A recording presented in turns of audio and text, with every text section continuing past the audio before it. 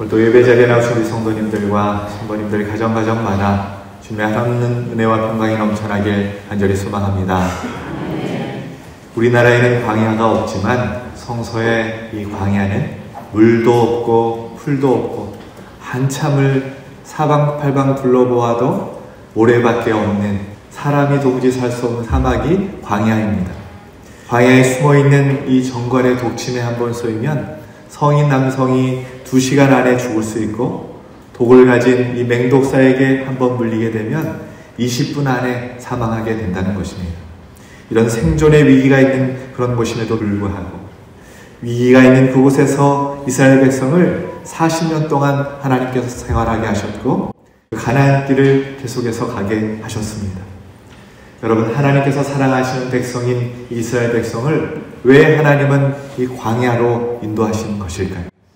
가까운 길 대신에 돌아가는 길, 쉬운 길 대신에 힘든 길, 편안한 길 대신에 고난의 길로 인도하신 이 하나님의 마음, 하나님의 섭리, 하나님의 뜻을 깨닫는 일은 참으로 중요합니다. 이스라엘 백성들은 이 하나님의 뜻을 깨닫지 못하고 광야 생활 내내 불평과 원망을 계속했습니다. 끊임없이 하나님을 향해서 도전했습니다.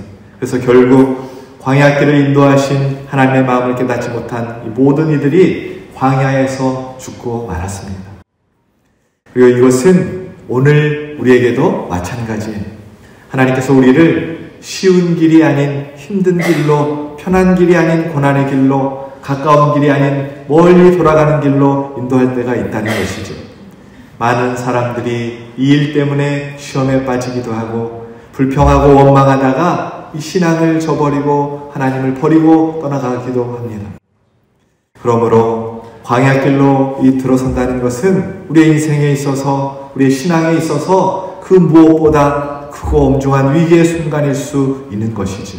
그러나 우리가 꼭 기억해야 할 것은 하나님은 까닭없이 우리를 광야길로 보내시지 않는다는 것입니다. 우리 중에도 지금 질병의 광야, 경제위기의 광야, 자녀 문제, 인간관계의 문제의 광야, 내가 이대로 끝나는 것인가, 사방팔방 둘러보아도 도움의 손길이 전혀 보이지 않는 그런 광야길을 걸어가고 계신 분이 혹시 우리 중에 계시다면 그것은 버림받은 광야의 길이 아니라 광야에서만 주시는 하나님의 특별한 선물이 있음을 기억하실 수 있기를 소망합니다. 그러면 이 광야에서 주시는 하나님의 선물이 무엇일까요? 오늘 이 말씀을 나눌 텐데, 말씀을 사모하는 저와 여러분에게 성령께서 광야에서 주시는 하나님의 특별한 선물을 은혜로 베풀어 주실 줄로 믿습니다. 첫 번째, 광야에서 주시는 하나님의 선물이 무엇인가? 사랑의 선물입니다. 이스라엘 백성들이 드디어 40년 광야 생활을 마치고 약속의 땅 가나안 땅에 입성하게 되었습니다. 그러나 하나님은 모세와 새로운 지도자 여호수아를 성막 앞에 불러놓고 장차 이 가나안 땅에서 배반과 불순종을 이 이스라엘 백성들이 하게 될 것이다 예고하고 노래를 지어서 증거로 삼으라고 하셨습니다. 하나님은 무엇보다 염려하셨던 것이 이 가나안 정복 자체가 아니라 가나안 입성 이후에 이스라엘 백성들의 배교였습니다. 그래서 모세가 죽기 전에 배교라는 암울한 미래사를 애언적으로 보여주는 노래가 바로 이 신명기 32장에 나오는 모세의 노래입니다. 오늘 본문 8절에서 14절까지 말씀은 하나님께서 광야 생활 도중에 이런 은혜를 베풀어 주셨다라고 노래하고 있습니다. 먼저 본문 8절부터 10절까지 말씀을 우리 함께 봉독하겠습니다. 지극히 높으신 자가 민족들에게 기업을 주실 때에, 인종을 나누실 때에 이스라엘 자손의 수요대로 백성들의 경계를 정하셨도다. 여호와의 분깃은 자기 백성이라. 야곱은 그가 택하신 기업이로다. 여호와께서 그를 황무지에서 짐승이 부르짖는 광야에서 만나시고 호위하시며 보호하시며 자기의 눈동자같이 지키셨도다. 아멘. 8절 말씀을 보면 인종을 나누실 때 이스라엘의 수요대로 먼저 계산하셨다라고 말씀하시는데, 하나님께서 이스라엘이 살 자리를 먼저 계산하셨고 그 다음에 이방 여러 열국의 살 길을 열어주셨다라는 말씀입니다. 하나님께서는 언제나 하나님의 백성이 첫 번째였다라는 것이죠. 9절 말씀은 하나님의 백성이 하나님의 기업, 하나님의 재산이라는 것입니다. 아무것도 아닌 것이 아니라 하나님의 백성들은 하나님의 소중한 재산이라는 것이죠. 또 10절에서는 이스라엘은 하나님 앞에 얼마만큼 중요한가 하나님의 눈동자라고 표현하고 있습니다. 만약 이스라엘 백성이 다치거나 어려움에 처했을 때는 하나님의 눈이 찔리는 것과 같다라고 말씀하고 계시는 것이죠. 수석, 여러분 아실지 모르겠어요? 수석을 모으는 것이 취미인 어느 성도가 어느 개천가에서 좀 더 좋은 돌을 주우려고 자갈밭을 따라서 한참을 찾아 헤매다가 발밑에 볼품없고 초라한 작은 돌 하나를 집어들었습니다. 그런데 그 작은 돌 하나를 가만히 들여다보고 있으니까 그 돌 속에도 나름대로 사연이 있고 아름다움이 있다라는 것을 보게 되었어요. 그러고 보니까 사방에 있는 모든 돌들이 다 귀하고 아름답다는 것을 깨닫게 되었다는 것이지. 그리고는 그는 수석 모으는 취미를 버렸다고 고백을 했습니다. 여러분, 하나님께서 우리를 보실 때 어느 한 사람, 사랑스럽지 않은 사람이 없는 것입니다. 왜냐하면 저와 여러분은 예수님의 피값을 주고 산 사람이기 때문에 그렇습니다. 그런 의미에서 우리 옆사람과 다시 한번 인사 한번 하겠습니다. 하나님이 성도님을 너무나 사랑하십니다.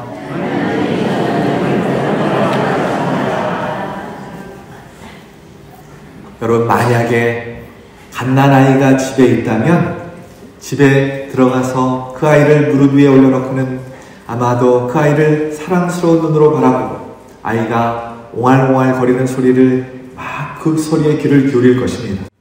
아무리 일에 지쳐 피곤해도 야, 천사가 내 무릎 위에 있구나 그러면서 너무나 평안하고 행복해 할 것입니다. 아기를 사랑하는 마음이 저절로 일어나는 것이지. 표정이 환하게 바뀌고 그 아이를 위해서라면 무엇이든지 할 마음이 기꺼이 일어날 것이지. 그런데 여러분, 그 아이가 여러분을 얼마나 생각하고 얼마나 사랑할 거라고 생각하십니까? 솔직히 말해서 우리의 기준으로 보면 사랑하지 않을 것입니다. 그 아이가 무슨 우리를 사랑해요? 여러분이 마음이 괴로운 일이 있어서 잠을 자지 못하고 힘들어해도 그 아이는 전혀 관심이 없을 것입니다. 그냥 잠만 쿨쿨 잘 거예요. 여러분이 혹 몸이 아파서 신음할 때도 그 아이는 무심히 혼자 즐겁게 놀 것입니다.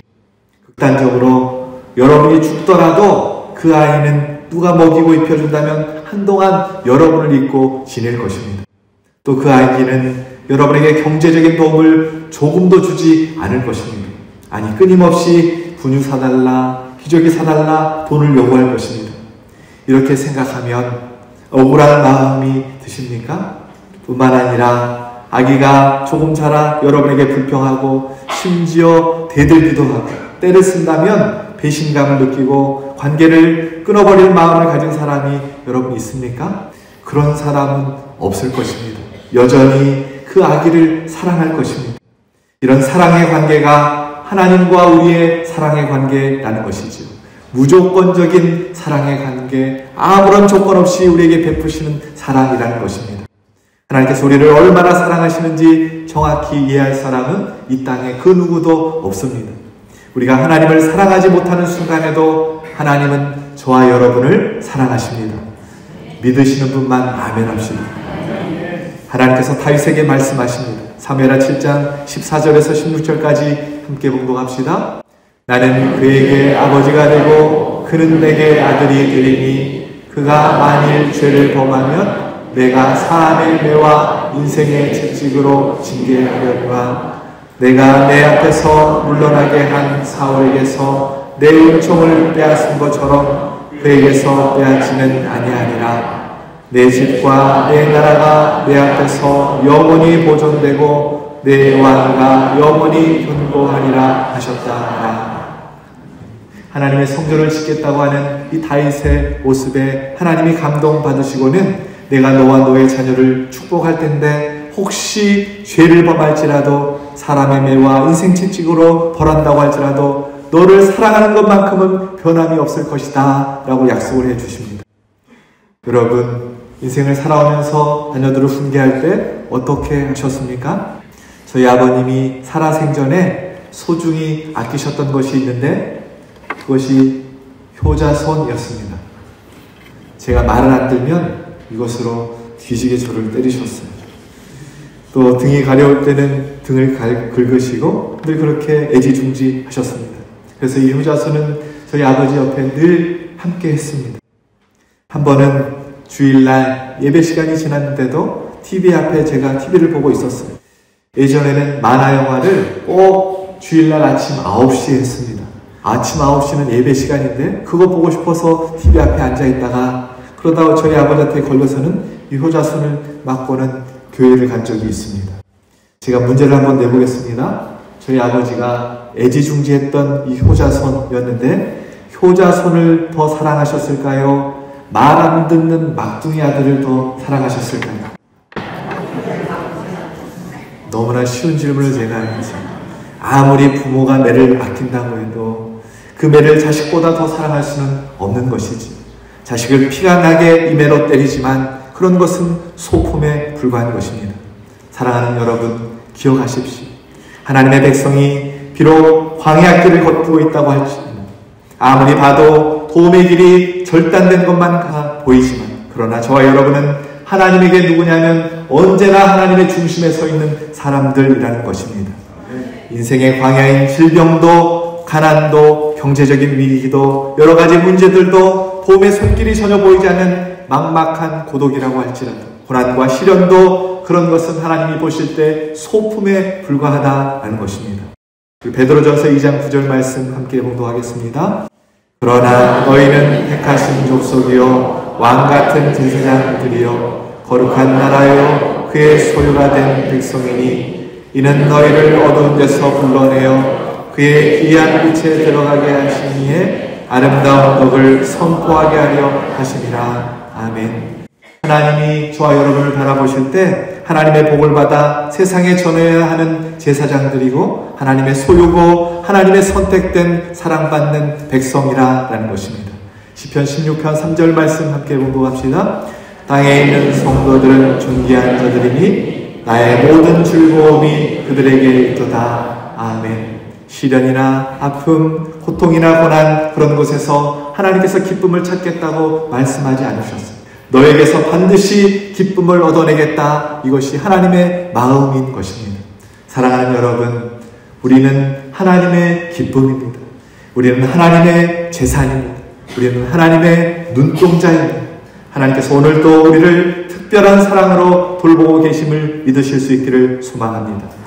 비록 힘들고 어려운 광야길을 걷고 있다고 할지라도 우리 하나님은 우리에게 사랑의 선물을 늘 주고 계신다는 사실을 기억하고 승리의 길 걸어가실 수 있는 우리 유독교 모든 성도님들 되시길 예수 그리스도의 이름으로 축원합니다. 두 번째, 광야에서 하나님께서 어떤 선물을 주시는가? 연단의 선물입니다. 11절 12절 말씀 함께 봉독합시다. 마치 독수리가 자기 보금자리를 어지럽게 하며 자기의 새끼 위에 너풀거리며 그의 날개를 펴서 새끼를 받으며 그의 날개 위에 무엇을 얻는 것 같이 여호와께서 홀로 그들을 인도하셨고 그와 함께한 다른 신이 없었도다. 아멘. 독수리는 미물입니다. 날짐승의 왕입니다. 절벽 바위 틈에 집을 짓는데 제일 밑에는 가시나무 가지를 구해다가 얼기설기 엮어서 둥지를 틀고 그 위에는 토끼 같은 짐승의 가죽을 덮습니다. 또 그 위에 자기의 가슴에서 털을 뽑아서 푹신하게 깔아놓은 다음에 알을 까고 부지런히 부화를 시켜서 먹이를 이 새끼에게 물어다 주어서 그렇게 키운답니다. 그러다가 새끼가 웬만큼 자라면 그 새끼 독수리를 등에 업고는 하늘 높이 올라가서 이 새끼 독수리를 떨어뜨린다는 거예요. 그러면 이 새끼는 죽는 줄 알고 죽을 힘을 다해서 날개를 파닥거리며 날아보다가 기진맥진하고 그렇게 저 밑으로 떨어지려고 할 때 어미가 그것을 보고는 떨어지기 전에 쏜살같이 내려가서 다시 이 새끼 독수리를 등에 업고는 또 하늘 높이 올라가서 또 떨어뜨린다고 합니다. 그런데 이렇게 훈련시키려고 날개짓을 하면 등에 업히라고 새끼에게 사인을 보내면 푹신푹신한 둥지에만 이 새끼 독수리가 앉아있으려고 하고 새끼가 업히려고 하지를 않는다는 거예요. 그때 이 어미독수리가 하는 수 없이 날카로운 발톱으로 부드러운 털을 흐트러버리고 그 밑에 있는 짐승의 가죽도 들추어버린다는 것입니다. 그러면 가시에 찔려서 그곳에 새끼 독수리가 있을 수 없으니까 그제서야 하는 수 없이 어미 등 옆에서 훈련을 받는다는 것이죠. 어미 독수리는 그 새끼를 편안한 보금자리에 앉아만 있게 하지 않고 날카롭고 무서운 발톱으로 둥지를 흩어버리고 혹독한 훈련을 시킨다라는 것이죠. 이 미물도 연단을 하듯이 하나님께서도 저와 여러분을 연단시키신다라는 것입니다. 그런데 여러분, 이 연단은 아무나 하는 것이 아닙니다. 비둘기나 참새 이런 것은 연단이 없어요. 운동선수 감독이 겨울철에 아무나 데리고 차디찬 얼음을 깨뜨리고 얼음물 속에 들어가게 하지 않습니다. 석수가 아무 돌이나 가져다가 깎지 않는다는 것. 작품이 나올 만하고 상품 가치가 있는 돌을 구해 오는 것이지. 목수가 대패질을 할 때 아무 나무나 가지고 와서 대패질을 하는 것이 아닙니다. 이것이 강대상이 나올 만하구나, 그런 나무를 가져다가 자르고 대패질을 하는 것이지. 여러분, 욥을 보십시오. 앞으로 갑절의 축복을 받을 만하니까 하나님께서 사정없이 깎아내리시기 시작합니다. 가족, 재산, 아내, 친구, 그 누구도 도와줄 사람이 없었어요. 몸에 병까지 찾아왔습니다. 그러나 욥이 낙심하지 않습니다. 하나님이 나를 단련하신 후에는 내가 정금같이 나오리라, 그렇게 고백합니다. 연단하신 하나님을 욥은 깨달았다는 것이지요. 사정없이 찍어버리는 고난 속에서 하나님의 연단의 손을 욥은 발견했다라는 것입니다. 성경의 인물 중에 요셉, 모세, 다윗, 바울, 수많은 인물들을 한번 보세요. 그들은 하나님 앞에 사정없이 지킴을 받은 사람들입니다. 그럼에도 불구하고 그 연단을 참아내고 하나님 앞에 귀하게 아름답게 쓰임받는 도구가 되는 것이지요. 에레미야 9장 7절 말씀 우리 함께 봉독합시다. 그러므로 만군의 여호와께서 이와 같이 말씀하시되, 보라, 내가 내 딸 백성을 어떻게 처치하였고 그들을 녹이고 연단하리라. 아멘. 하나님이 사랑하는 백성 이스라엘을 바라보실 때 사랑하고 아끼는 소중한 딸과 같다라고 말씀하십니다. 내가 이 딸을 어떻게 키울까? 화장을 바르고 아름다운 옷을 입히고 예쁘게 키워야지가 아니라는 거예요. 불 속에라도 집어넣고 녹여서 연단한 딸을 만들어내리라. 이것이 하나님의 뜻이었다는 것입니다. 연단을 극복하는 능력을 우리에게 주시기를 원하신다라는 것이지. 연단을 받고 나온 사람은 어떤 일이든 능히 감당할 수 있는 사람들이 되는 것입니다. 고린도전서 10장 13절 말씀 함께 봉독합시다. 사람이 감당할 시험 밖에는 너희가 당한 것이 오나니 오직 하나님은 미쁘사 너희가 감당하지 못할 시험당함을 허락하지 아니하시고 시험당할 즈음에 또한 피할 길을 내사 너희로 능히 감당하게 하시느니라. 아멘. 여러분, 지금까지 살아온 시절을 뒤돌아 보세요. 하나님이 여러분 피할 길 내주시지 않았다면 벌써 목매달아 죽었을지 모릅니다. 하나님께서 이렇게 저렇게 살 길을 다 열어주셨기에 지금 이 시간 여기까지 온 줄로 믿습니다. 훈련이 너무나 힘들어서 나 타령할래? 그러면 영창 가는 것이죠. 아이를 가진 임산부가 입덧이 너무 심하니까 나 아이 안 낳을래? 그랬다가는 어떻게 어머니가 될 수 있겠습니까? 공부하는 학생이 공부 너무나 힘드네, 나 오늘부터 공부 안 해야지, 그러면 어떤 생활도 적응할 수가 없는 것입니다. 연단받는 사람에게만 오는 축복이 있다는 것입니다. 신명기 33장 27절에 영원하신 하나님이 내 처소가 되시니 그의 영원하신 팔이 내 아래에 있도다. 그가 내 앞에서 대적을 쫓으시며 멸하라 하시도다. 사랑하는 여러분, 우리가 자빠지고 넘어질 수 있습니다. 낭떠러지에 떨어져서 아무리 둘러보아도 도움의 손길이 전혀 보이지 않아서 난 이제 죽는구나, 그런 시간을 보낼 때가 있습니다. 그러나 그 밑에 보면 주님께서 주님의 영원하신 팔로 나를 붙들어주고 계신다라고 말씀하고 계십니다. 이것이 연단 받는 사람에게만 주시는 하나님의 축복인 줄로 믿습니다. 세 번째, 하나님께서 광야에서 어떤 선물을 허락하시는가? 소망의 선물입니다. 13절에서 14절까지 말씀 함께 봉독합시다. 여호와께서 그가 땅의 높은 곳을 타고 다니게 하시며 밭의 소산을 먹게 하시며 속에서 꿀을 굳은 반석에서 기름을 빨게 하시며 소의 엉긴 젖과 양의 젖과 어린 양의 기름과 바산에서 난 순양과 염소와 지극히 아름다운 밀을 먹이시며 또 포도즙의 붉은 술을 마시게 하셨도다. 아멘. 너희들 고생 조금만 더 하면 약속의 땅 가나안 땅에 들어갈 수 있단다. 너희 눈앞에 젖과 꿀이 흐르는 땅, 아름다운 밀과 포도즙의 붉은 술이 너희를 기다리고 있단다. 하나님께서 이스라엘 백성들에게 그렇게 말하고 계십니다. 그런데 중요한 것은 그곳까지 누가 인도해 주시는가 하는 것입니다. 12절 말씀 다시 한번 봉독합시다. 여호와께서 홀로 그를 인도하셨고 그와 함께한 다른 신이 없었도다. 아멘. 누가 인도해 주십니까? 하나님께서 인도해 주신다는 것입니다. 다른 신은 없다는 것이죠. 그러므로 중요한 순간에 절대로 절망하지 말고 끝까지 하나님만 찾고 붙들라라는 것입니다. 하나님만 소망하라라는 것이죠. 사랑하는 여러분, 인생이라는 광야에 문제 해결을 원하십니까? 하나님만이 우리의 소망 되시는 줄로 믿습니다. 소망 되시는 하나님만 붙잡고 바라보고 살아가시는 믿음의 사람들이 저와 여러분 되시길 예수 그리스도의 이름으로 축원합니다. 신명기 8장 2절 말씀 함께 공독합시다. 내 하나님 여호와께서 이 40년 동안에 내게 광야 길을 걷게 하신 것을 기억하라. 이는 너희를 낮추시며 너를 시험하사 내 마음이 어떠한지 그 명령을 지키는지 지키지 않는지 알려 하시니라. 아멘. 하나님께서 이스라엘 백성들을 보름이면 갈 그 길을 40년 동안 가게 했다라는 것이죠. 그러면서 광야에서 고생시키신 이유는 하나님만 의지하는 법, 하나님만 소망하는 법을 가르치시기 위함이었다고 말씀하고 있습니다.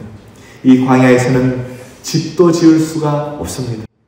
즉시 세웠다가 헐었다 하는 천막밖에 없는 것이죠. 복덕방도 없습니다. 은행도 없습니다. 마트도 없어요. 오직 하나님만 바라보고 살아야만 했습니다. 만나도 며칠분씩 쌓아놓았다가는 그 즉시 하루가 지나면 다 썩어버립니다. 물질이나 사람, 하나님보다 더 의지하거나 사랑하는 것이 있으면 안 된다는 것을 하나님이 훈련시키고 계시는 것이죠. 오직 하나님만 바라보는 법, 하나님만 소망 삼고 살아가는 법을 하나님께서 이 광야길 동안 가르쳐 주셨다라는 것이죠. 말씀을 묵상하면서 찬양의 한 곡이 생각났어요. 괴로울 때 주님의 얼굴 보라. 평화의 주님 바라보아라. 세상에서 시달린 친구들아 위로의 주님 바라보아라. 눈을 들어 주를 보라. 내 모든 염려 주께 맡겨. 슬플 때에 주님의 얼굴 보라. 사랑의 주님 안식 주리라. 우리의 삶 가운데 염려할 것들이 얼마나 많은지 돌아보면 염려가 돼요. 걱정이 돼요. 그러나 주님만 바라보라고 그렇게 찬양하며 살라고 우리 찬양이 우리에게 가르쳐주고 있습니다. 주님만이 나의 소망입니다. 마음을 담아서 우리 이 찬양 함께 고백합시다. 괴로울 때 주님의 얼굴 보라.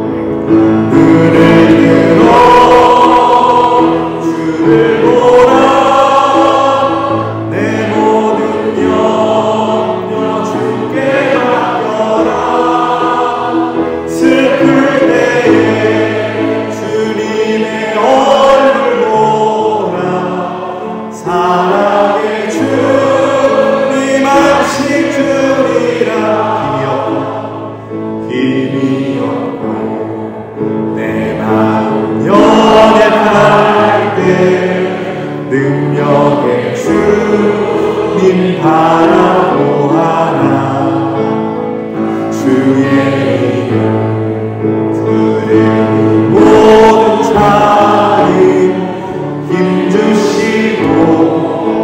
지켜주시니 아멘 아멘. 눈을 들어 주를 보라 내 모든 영역 주께 맡겨라 슬플 때에 주님의 얼굴 보라 사랑의 주님 안식 주리라. 눈을 들어 주를 보라 눈을 들어 주를 보라 내 모든 영역 주께 맡겨라 슬플 때에 주님의 얼굴 보라 사랑의 주님 안식 주리라. 아멘. 사랑하는 여러분, 광야 인생길이 힘들고 어려우십니까? 주님만 바라보실 수 있기를 소망합니다. 악기를 연주할 줄 모르는 사람에게 악기를 연주하라고 하면 얼마나 당황스럽겠습니까? 영어를 못하는 사람에게 통역을 하라, 요리를 못하는 사람에게 요리를 하라, 수영을 못하는 사람에게 수영 좀 해봐라 그러면 어떻겠습니까? 막막할 거예요. 안 해본 일이기 때문에 그렇죠. 그러나 1년, 2년, 3년 그렇게 지나게 되면 잘하게 되는 것이지. 어떤 것도 집중해서 계속하면 달인이 되는 것입니다. 그렇다면 여러분, 우리는 무엇에 대해서 달인이 되어야 하는 것입니까? 하나님 문제하고 사는데 달인이 되어야 하지 않겠습니까? 그래서 하나님은 우리의 인생에 있어서 하나님만 소망 삼고 하나님만 의지하며 살아가는 것이 너무나 중요하기에 이 광야를 허락하신다라는 것입니다. 에레미야 17장 7절 8절 말씀 우리 함께 봉독합시다. 그러나 무릇 여호와를 의지하며 여호와를 의뢰하는 그 사람은 복을 받을 것이라. 그는 물가에 심어진 나무가 그 뿌리를 강변에 뻗치고 더위가 올지라도 두려워하지 아니하며 그 잎이 청청하며 가무는 해에도 걱정이 없고 결실이 그치지 아니한 아들이라. 아멘. 하나님만 의지하고 소망하며 살아가는 사람에게 이런 축복을 주신다라는 것이죠. 우리 중에 혹시 목사님 저는 아무것도 없어 다 틀렸어요 그러신 분이 계십니까? 절망하지 말고 소망의 선물이신 하나님 붙잡으실 수 있기를 소망합니다. 염려하지 마시고 하나님 바라보고 하나님만 소망 삼고 나아가실 때 하나님께서 놀라운 축복으로 우리 가운데 덧입혀 주실 줄로 믿습니다. 마지막으로 광야에서 하나님께서 어떤 선물을 주시는가? 축복의 선물입니다. 광야에서만 맛볼 수 있는 축복의 선물을 더해 주시는 것입니다. 12절에 하나님만 홀로 인도하셨다라고 말씀하세요. 다른 것은 아무것도 없다라는 것이지. 이스라엘 백성들이 광야에서 특별히 하나님으로부터 받은 것이 무엇입니까? 불기둥, 구름기둥, 만나와 메추라기, 반석에서 샘솟는 생수입니다. 예루살렘에도 없습니다. 요단강 건너 여리고에서도 맛볼 수 없는 것이지. 오직 광야에서만 있는 것입니다. 광야의 기후는 낮에는 너무나 덥고 밤에는 무척이나 춥습니다. 낮에는 더워서 죽을 지경이고 밤에는 추워서 죽을 지경입니다. 그런데 여러분 하나님의 은총을 보세요. 더워 죽을 지경인 것을 아시고 구름 기둥으로 햇볕을 가려주시고 추워 죽을 지경인 것을 아시고 불 기둥으로 이 밤에 따뜻하게 만들어 주셨다라는 것이죠. 광야에서만 만나와 메추라기가 있습니다. 먹을 것이 있고 마실 것이 있다라는 것이지. 광야에서만 체험할 수 있는 하나님의 역사와 축복이 있다라는 것입니다. 그러니 나는 왜 되는 일마다 이렇게 안 되느냐고 불평할 필요가 없다는 것입니다. 광야길을 가는 동안 왜 이렇게 가난한지 원망할 필요가 없다라는 것이지. 어느 교회에 한 집사님이 자식의 광야를 만나셨어요. 중학교 3학년짜리 딸이 하루는 와서는 이 딸이 학교에 안 가겠다고 그냥 나 검정고시 볼래 그러더라는 거예요. 그러고는 무슨 일 때문이냐고 물어도 대답을 하지 않더라는 거예요. 아무 일 없고 그냥 학교 안 가고 싶다고 그렇게만 말을 하더라는 것입니다. 너무나 안타까워서 선생님께 전화를 해봐도 돌아오는 답은 학교 생활도 잘하고 있는데 왜 그런 말을 했는지 모르겠다고 아무 일 없다고 그러는 거예요. 그러면서 아침에 일어나도 학교를 가지 않으니 너무나 답답해서 송 목사를 찾아왔습니다. 제가 그때 열심히 상담학을 공부하고 있었던 터라 집사님, 제가 한번 가서 그 딸 만나보겠습니다. 제가 가서 상담을 한번 해보겠습니다. 이렇게 자신있게 말하고는 집을 찾아갔습니다. 그런데 이 아이가 자기 방문을 걸어 잠그고는 밖을 나오지 않는 것입니다. 그래서 제가 30분, 1시간 이렇게 기다리고 있었어요. 그때 이 어머니 집사님이 자꾸 딸아이를 보채는 거예요. 빨리 나와라. 목사님 바쁘시다. 목사님 기다리면 안 된다. 그랬더니 얼마 후에 이 딸아이가 저에게 그러는 거예요. 빨리 안 가, 이 개새끼야. 제가 정신이 번쩍 들었습니다. 죄송합니다. 제가 이래봬도 중학생한테 개새끼 소리 들어본 목사입니다. 너가 얼마나 힘들면 그렇게 말하겠니? 목사님과 이야기하고 싶으면 언제든지 찾아와라. 그러면서 기도하겠다고 하고는 제가 돌아왔어요. 이 집사님이 그날부터 내 힘으로 자식 농사하는 것 아니구나 깨닫고는 하나님 앞에 매달리기 시작했습니다. 이 어머니가 안 나오던 수요 예배에 나오기 시작하시고 다음날 새벽 기도에도 나오시는 거예요. 예배 때마다 나오셔서는 딸을 위해서 눈물로 기도하고 가시는 겁니다. 그리고는 시간이 좀 지난 뒤에 이 아이가 대뜸 엄마를 부르더라는 거예요. 엄마, 잘못했어. 내가 잘못 생각했어요. 지금 공부해야 될 텐데 내가 뭔 소리 했는지 모르겠어요. 그날 이 엄마가 이 아이를 부둥켜 안고 통곡을 했다는 것입니다. 그리고 저를 찾아와서는 그때 잘못했었노라고, 욕해서 미안하다고, 용서를 구하고 싶다고 이 아이가 말하는 겁니다. 그래서 제가 이 아이를 끌어안고 축복 기도를 해 주었습니다. 여러분, 이것이 광야의 축복입니다. 하나님은 우리의 어려움을 아시고 그 눈에서 흐르는 눈물을 하나님께서 닦아 주십니다.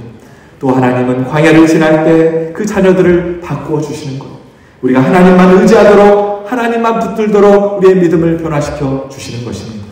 전적으로 하나님만 믿고 의지할 때 하나님께서 여러분의 물질의 광야, 건강의 광야, 자식의 광야, 관계의 광야, 도움의 손길이 전혀 보이지 않는 모든 문제와 어려움의 광야까지 해결해 주실 줄로 믿습니다. 이제 말씀을 정리하겠습니다.